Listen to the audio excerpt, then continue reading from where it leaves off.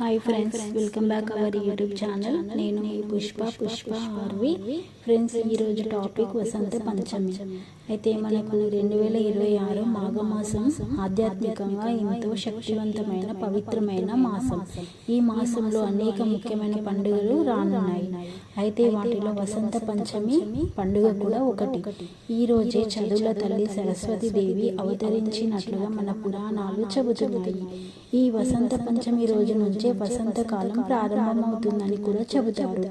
అయితే మాఘమాసం శుక్లపక్షం పంచమి రోజు ప్రకృతి వసంతానికి స్వాగతం పలుకుతుందని మన పురాణాలు కూడా చెబుతున్నాయి.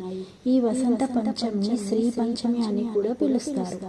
అయితే జ్యోతిష శాస్త్ర ప్రకారం వసంత పంచమి పండుగ కూడా చాలా విశేషమైన ప్రాధాన్యత కలిగి ఉంది. ఈ పండుగ ఈ రోజున బ్రహ్మదేవుడి సతీమణి అయిన సరస్వతి అమ్మవారి జయంతిగా వసంత పంచమిగా పండుగను జరుపుకుంటాం.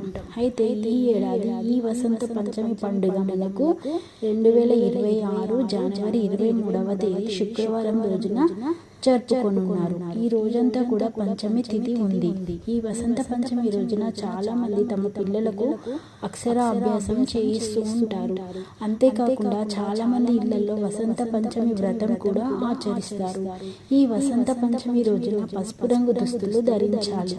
ఈ రోజున అమ్మవారికి ఇష్టమైన చక్కెర పొంగలి, పులిహోర వంటి మొదలైన నైవేద్యంగా సమర్పించాలి.